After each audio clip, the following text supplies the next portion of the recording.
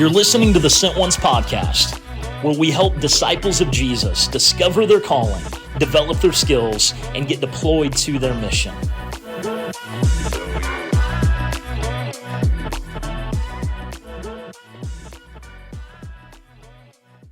Hey, welcome back to the Sent Ones podcast. We're excited to get into our conversation today. I wanted to give anybody listening just a way to connect with us, because one of the values is just continuing the conversation. So I know Josh has mentioned multiple times just the website, sentones.com. You can actually connect with people that want to help you just discover your calling. On there, we've got obviously the links to the podcast and then a blog that has had some great traffic and great articles written for Sent Ones by Sent Ones. So check that out. But then also the rest of the handles, things like Instagram, you're looking for Sent Ones Missions. The same thing with YouTube, Sent Ones Missions.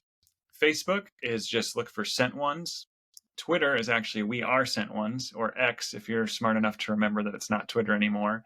And then also on TikTok, Sent Ones Mission. So just want you to have a way to connect with us and just get in the conversation. But with that intro, Josh, I'd love to just turn it over to you and introduce our guest today. Yeah, so I'm actually going to let him do most of the introductions because Joel does more than what I ever know he's involved in. And so, but Joel and I have been good friends now for a few years. We met through a mutual friend, Scott Cheatham. And then Joel and I really hit it off and have a lot of similar passions and interest in the kingdom, and have been scheming and praying together and thinking about what the future of the kingdom is going to look like and stuff like that. And so, but Joel, I would love to just for you to take a couple minutes here at the beginning before we jump in. I know that one of your passions is really helping people learn how to hear God's voice in their lives, how to hear, what He's trying to call them to do and say into their lives. But before we jump into the kind of the content for the day, I'd love for you to just take a few minutes, tell us a little bit about yourself, about your family, what you're currently involved in, what your passions are, just give our listeners just a little bit of a background. Yeah, I'd love to. So my wife and I, Naomi, we've been married. It'll be 22 years this September. I'm an old man. We've got 3 kids, everything from 18 to 9, which really makes me feel especially old. We have been missionaries since we were like 18 years old. So we lived in Australia and worked all throughout Asia, and really fell in love with the nations and with God's purpose for nations. And so I did that for a lot of years and work in the Caribbean because somebody has to suffer for the gospel. So, got to go down there praying for them right now. It's been a really difficult season with the weather and work in the U.S. So a lot of my efforts in the past have always centered around evangelism, just really have a burden for those that don't know God's love, and really for God to get what He deserves. And really, it's more about His broken heart and His longing for relationship. And so that's been a driving force in being involved in just all different kinds of evangelism, whether it's been just personal evangelism, street evangelism, all different kinds, and then ultimately working on kind of citywide or national level evangelism campaigns, thrusts, things like that. Did that for like 20 years. And then really just, again, burdened in this season, especially for just the body of Christ to function like a body rather than a monster. And seeing really what Jesus prayed for in John 17 for us to be one as He and the Father are one, which the Father said yes to. My friend Jonathan says that Jesus always gets what He prays for. So if He prayed for it, the Father said yes. And so this season has really been about how do we see our yes join that conversation and really engage with what His dream for a mature, united body walking in love and obedience. So that's really what I'm doing right now. I could give you all the organizational stuff, but nobody cares about all that. So wear lots of hats, just trying to help serve. Yeah. you're like NASCAR, bro. You got lots of stickers on your car, man, on what you're involved in, and so, but it's awesome, bro, because you've got a passion for the kingdom, and you're a kingdom first kind of guy, and that's one thing I love about you, bro, and love about our friendship is that it's really about the kingdom and how can we expand and multiply the kingdom wherever we're going, and so. Anyway, man, so glad that you're here. So glad that you've joined us. I do want to jump into the topic. So as I talked to you off, before we started recording, we're in a series right now, really talking through discovering your calling, and we're doing a few episodes on hearing God's voice. And like I mentioned earlier, I know that's been a big passion of yours. And so, man, would you just take us through a little bit of what are some of the main principles as people are out there really praying about, God, what do you want me to do? God, how can I hear your voice? How can I make sure that I'm being obedient to what you're calling me to do with my life? What are some main principles that you guide people through, Joel? Unpack that for us to really help people understand God's will and to hear his voice in their lives every day. What does that look like? Well, it's funny. I'll quote my barber from this morning. I had to You get all can't you cleaned can't up. quote your barber, bro. Pick somebody else. I had to get cleaned up for you, and so I was at the barber this morning, and we were talking about hearing God's voice, and he was expressing us, man. He goes, I got to grow in that. Like I'm always talking to God, telling him stuff, but man, I just really don't stop and just listen. And I think I'm missing a lot of what Jesus wants me to do because I'm not. So I always say step one in hearing God is shut up. Like that's probably like step one. And I think it's so funny that we're just monologuing the guy like all day long. And one of my phrases that if we actually just treated Jesus like a real person, we would walk in such revival. And so often, we're just not a very good friend. So we get together with him and we just talk the whole time. I do this all the time on phone calls. I'll call my dad, and afterwards, my wife will be like, "So, how's he doing?" And I'm like, "Yeah, I didn't really ask him how he's doing." And she's like, "Well, he just had this like major thing go on in his life. Like, what's the update on that?" And I'm like, I got no idea. I'm like, and she's like, "What did you talk about with this guy? Like, what did you do?" And so apparently I'm a horrible son. So anyway, so that's, I think, the big one And is just, apparently a horrible disciple as well. If you talk to Jesus like that too, horrible that's son, right. horrible disciple. That's on your That's business right. card, I think, Joel. Yeah, that's right. That's right. Failure at large. So anyway, like that's really been, I think, the being quiet is an act of faith, right? Like it's an expectation that you're going to actually hear something. And I always say God responds to faith, not desire. You can want to be healed, you can want to hear him, but actually that doesn't move his heart or cause him to do anything. He responds to faith, and faith is expectation, right? Like if I touch his cloak, then I will be healed is if and then. So for me, it's like if I'm quiet and I listen, then he'll speak. And we know without that faith, it's impossible to please him. And so that's really, when I pray and I talk to God, I expect he's going to talk to me because he loves me.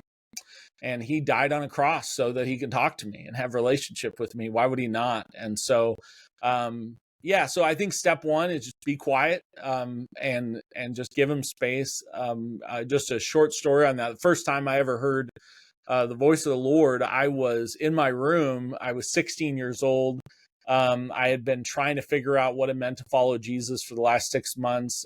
Most I could come up with was that you guys don't swear. So I just stopped swearing. That was like really the only thing I did that I was like, I knew I had to change. I just didn't know how. So I just stopped swearing because when I swore at Christians, they seemed to not swear back. And so I was sitting there and I had I needed a job, and so I was like, I got to figure out how to get a job.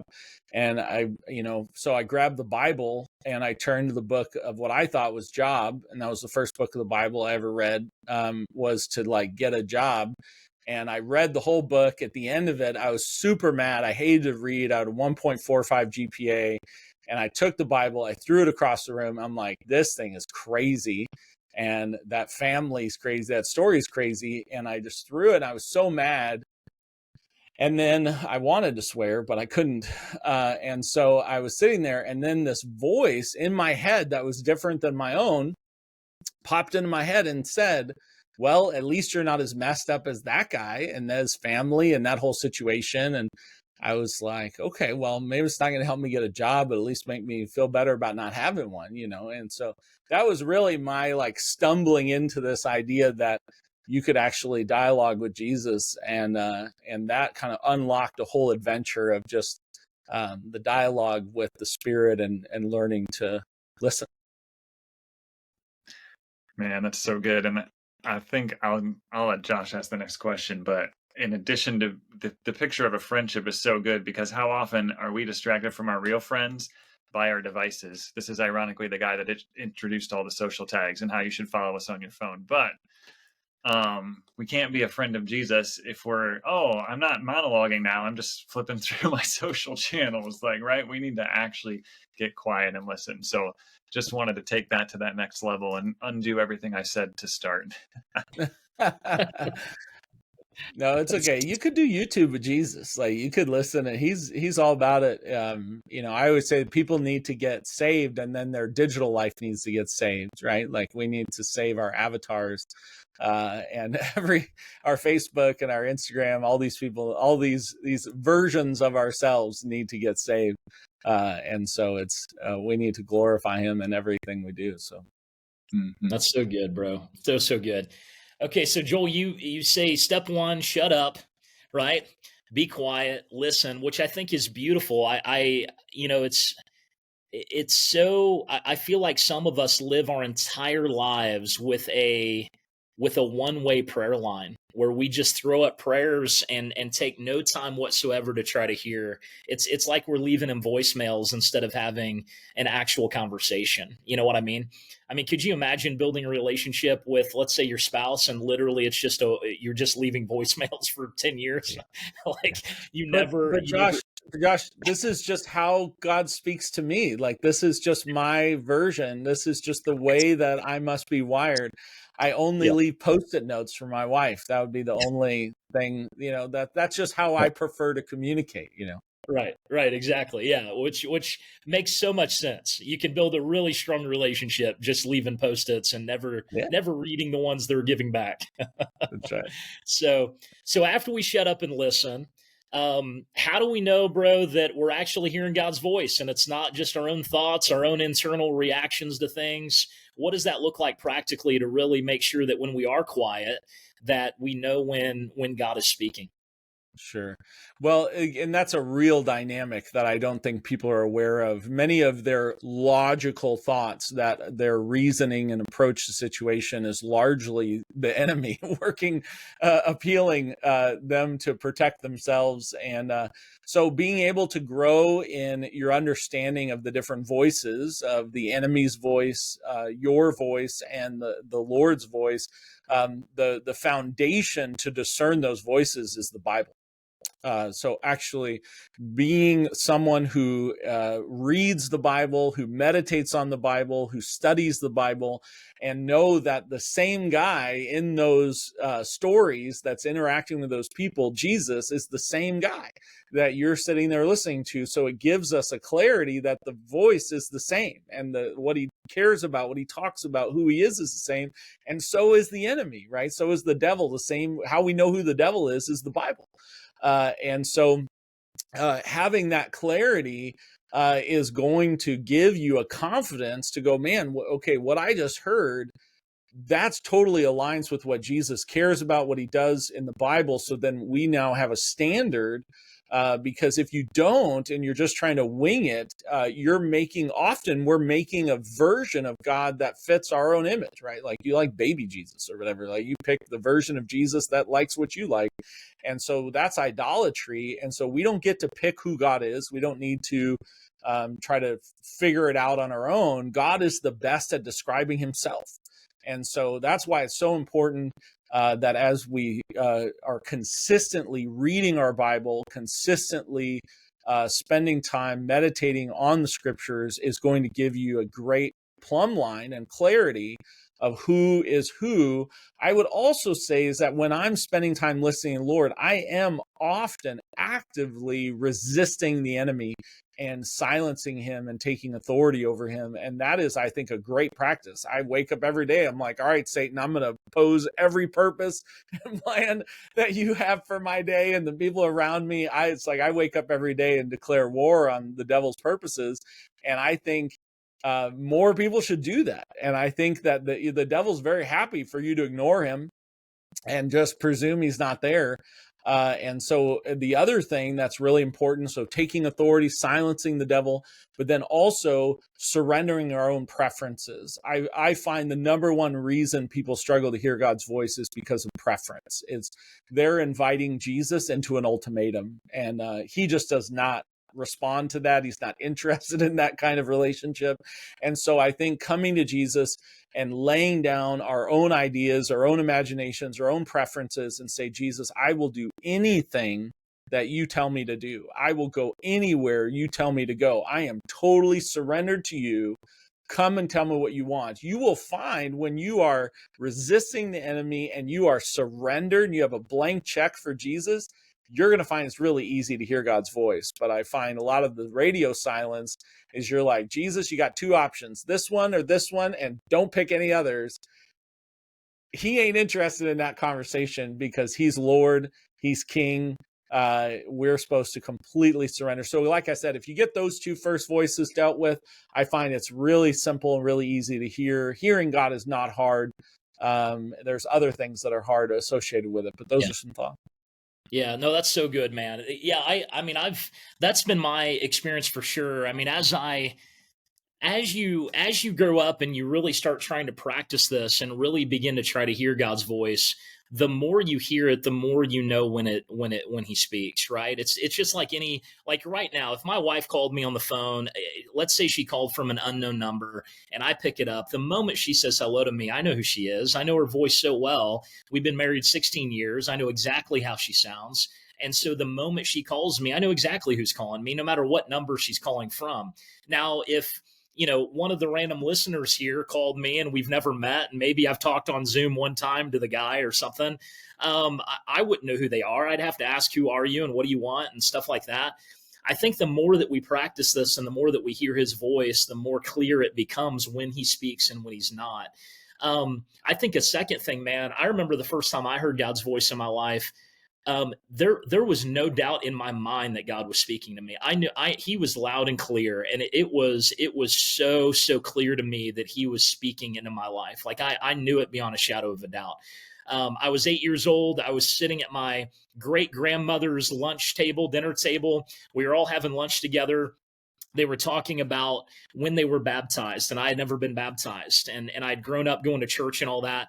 They were all talking about this, and man, conviction hit me, and man, I heard God's voice tell me that it is time. Like I've got to give my life to him. And I knew beyond a shadow of a doubt, man, that God was calling me. I began to weep. It was the first time that I'd felt any sort of conviction or pulling of the spirit of any sort. First time I heard his voice in my life. And so when you guys are really trying and surrendering the way that Joel is talking about, God is going to make his clear in your life. It's not going to be some like, he's not going to try to trick you, or he's not going to try to like make you jump through a bunch of hoops to figure out what he's trying to say. As long as we're silencing the enemy, we're giving up our preferences, like Joel is saying, you're going to know when God speaks. And the more you practice it, the more it's going to become ever clear that you're going to know exactly when God is speaking and when he's not. And so, anyway, anything that you'd add there, Joel, on that piece? Yeah, I would just say that, again, if we can approach Jesus like a real person, then I don't know about you. You've been married, a little while as well, but I don't know if you've ever had a misunderstanding with your wife. Maybe not. I probably imagine that that's never happened in your entire marriage and life. But I have, and I just know that other people have approached We have a Jesus. perfect relationship, Joel. We have a That's perfect amazing. relationship, no You problems. should do a marriage podcast too at some point. And so but I'm just saying, if we treat Jesus like a real person, then what seems to be other people's approach is that they have a misunderstanding, or there's a miscommunication with what they said or what they meant, and then they conclude that that person can no longer communicate. And it's impossible for them to actually ever understand anything that they would say or think. And I just think that's a really horrible relationship strategy. And that, when my wife and I, in our first year of marriage, when we had our first Christmas together, I gave her presents and she cried. And it wasn't tears of joy. I just want you to know that. Like, she was like, this guy doesn't even know me. And I could have just decided I'm never giving her a gift again for the rest of my life. But I think, again, where we struggle is we get caught up in all this theology, and we miss the fact that God is a real person. He has emotion. He cares for us. He's an unbelievable communicator. But there are misunderstandings. People misunderstood Jesus like crazy. He's probably the most misunderstood person in the history of the world. And so I think, just even in light of, yes, there can be clarity, but there's also times where you might misunderstand him and things don't go the way that you imagine. But I want you to know that doesn't mean that you can't hear from him. It doesn't mean that he's not able to communicate. And I think a lot of times we don't grow in this area because we just straight up give up, and we just presume, oh, well, it must not be that. And I just want to exhort you, is like, the risk of disappointment or making a mistake, okay, is worth it for the intimacy on the other side. And it's with any relationship, right? There's a risk in marriage of hurt, of disappointment, of all things that could go wrong in any relationship. And so I just want to encourage everybody, the risk of making a mistake and messing up in this area is totally worth it for the intimacy with your Creator, and the one who is closer than a brother, who is closer than a spouse. And I think, again, we just have to continue to stumble forward in this area, not because we don't ever want to treat them like a Ouija board or a magic 8 ball or something. Like, I don't seek God the way that I do because I'm afraid to get in trouble if I get it wrong. I seek him because I think he's brilliant and I love him and he's my friend. And so that's my motivation. I don't seek God out of this, like, woe is me, and, oh God, don't smite me if I do something wrong. Like, I can approach the throne of grace. There's reconciliation, there's forgiveness. Like, I have access to all that. So I'm not interested in just information. I'm interested in intimacy. And that's what I've experienced has only grown the more that I practice hearing God. That's beautiful, man. So beautiful. Yeah, I think that it's so easy for us to um wait to obey. Like, if we think we hear something but we're not quite sure, we're like, well, then I don't want to take the risk, like what you're talking about. Well, what if this happens, or what if that happens? Like, I know there's been times, man, I've been out, and I kind of feel as if God's telling me to go speak to somebody on the street or whatever, and I'm like, I probably am not hearing this right. There is no way God wants me to go do that, or whatever. And you almost try to talk yourself out of it, you know what I mean? But the truth is, here's I think what you said earlier about knowing God's heart is so important. Like, let's say I'm out on the street, let's say I'm at a coffee shop, and God's like, and I hear God say to me that I need to go talk to this other person about Jesus or something. Okay. It's like, would Satan ever tell me to go share the gospel? That's No, right. That's got to be the no. devil. That's got to just be me. Totally. It's not going to be the devil. And would God ever be disappointed that I went and told somebody about Jesus? Like, no, it's probably my flesh stopping me from, not wanting to be embarrassed, or not wanting, you know what I mean? Like, obviously that's in line with God's heart. And of course he would want me to do that. And even if he didn't tell me to do that, he'd want me to do it because he already told me in the scripture to go do that. So Right. it's like, I'm not, it's important, I think, for us to take a step out, and we will learn. We will make mistakes. We will fall forward.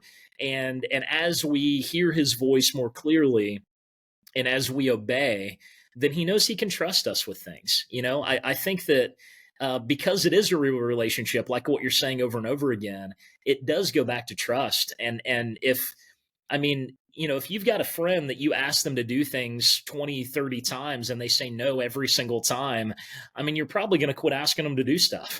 Like they can't, you can't trust them. And so we want to show the Father that we can trust, we can be trusted with his voice. We can be trusted with his heart.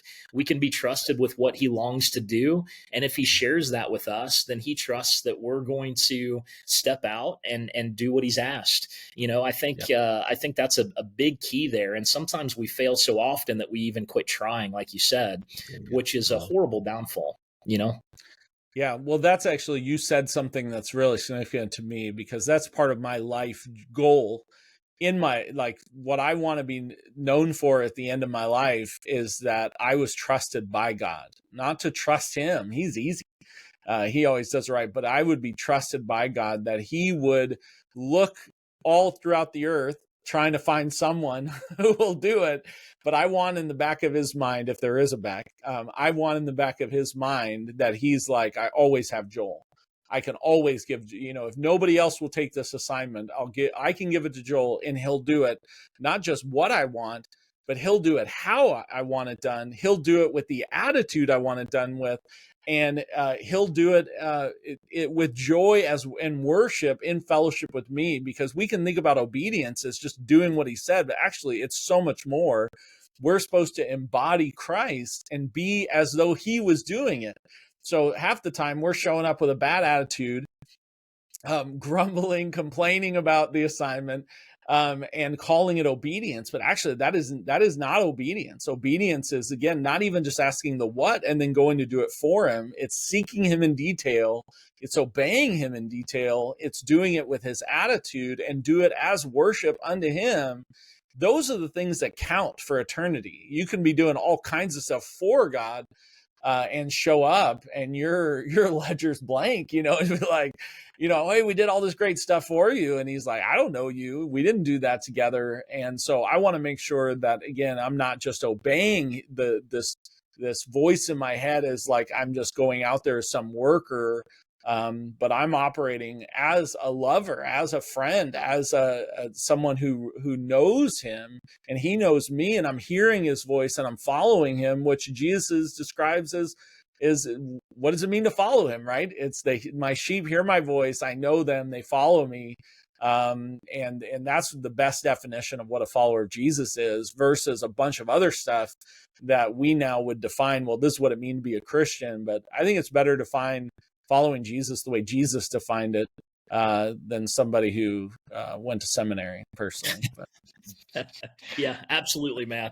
Yeah, 100%. I think, honestly, dude, I mean, what you said there is beautiful. Just this idea that, um, you know, are we truly going to be at the end of our lives seen as one that God could trust? That is such a beautiful thought, because we talk so often and preach so many sermons and talk so often on, do you trust God? Do you have faith in God? But at the end of the day, the question really does need to be, but can he trust you? Of course, God is trustworthy. He is unbelievably generous and gracious and loving and all knowing and wise. Of course, He's faithful. Of course, He's trustworthy. But are we faithful? Are we trustworthy? Can He trust us with His voice? And so, anyway, it's beautiful, man. I wish we could keep talking on and on and on and on. We are going to need to wrap up here in just a few minutes. But I do want to throw it, Feeney, to you. Do you have any final thoughts or anything that popped up, brother, in your heart as we were kind of having this discussion that you think might be a good comment to make? Yeah, I love, Joel, how you were just comparing it to a relationship with the real person, because the Lord Jesus is. And I'm thinking of just call on sent ones. We're looking for people that are discovering that call to maybe their neighbors, maybe to the unreached. But how would you put those together when somebody's only looking for the big call, right? Like, I just want to get that call to this country in Central Asia, and I know where I'm supposed to go. I mean, I just love how you've already kind of positioned that when we talk about what you talk to a person like that. But just curious, what would be in your encouragement for somebody that feels like they're just waiting for that like assignment? Yeah, just kind of, that was the question I wanted to ask you. Yeah.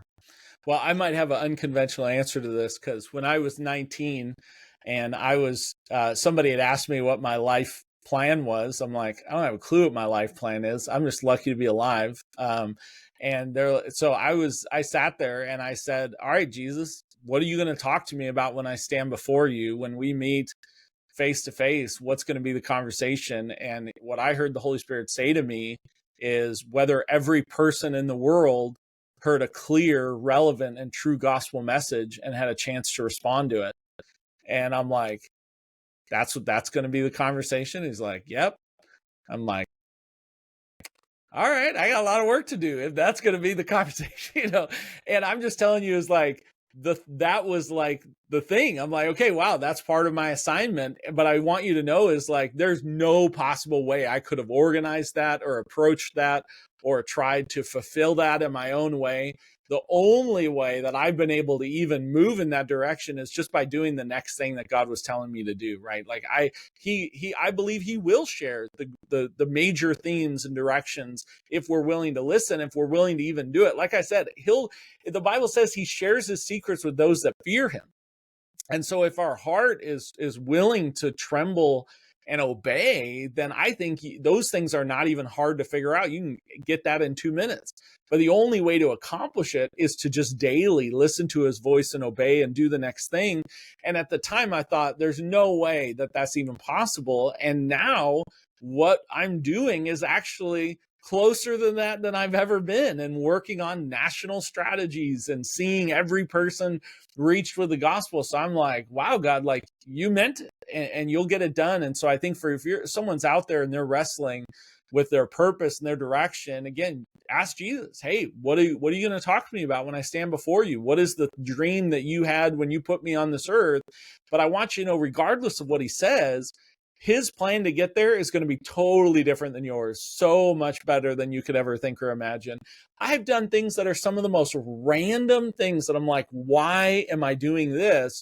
And in the end, it was the most fruitful thing that I've ever done. I made a random movie. I was like, why am I working on a movie project?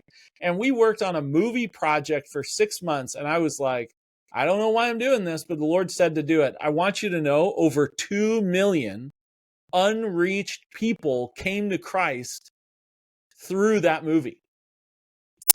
And I'm like, it's probably the most fruitful thing that I've ever done in my entire life. And it was the most odd, out of the blue, disconnected thing to anything I was doing.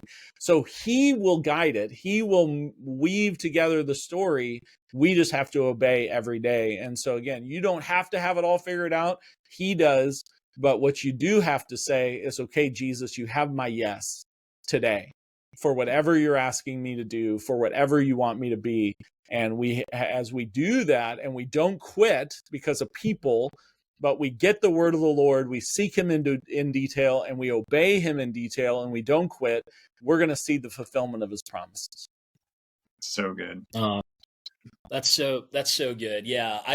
I think that's a great place to wrap up here, guys. And for those of you listening, here's what we want to say here at the end. Okay.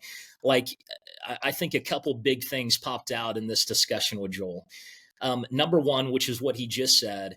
Does he have your yes? Is your yes on the table? Are you fully surrendered to do whatever Jesus says, to go wherever he calls you to go, or to stay as long as he tells you to stay? Does he have your yes on the table? And I think putting that yes there before he even asks us anything, just putting our yes on the table and saying, Lord, here it is. I will do whatever you call me to do and go wherever you call me to go. I'm yours. You are my King and my Lord. You are sitting on the throne of my heart. I mean, that's what it truly means to be a sent one, friends. That's what it means to be a true follower of Christ, is to put your yes on the table, put King Jesus on the throne of your heart, and give him all that you have.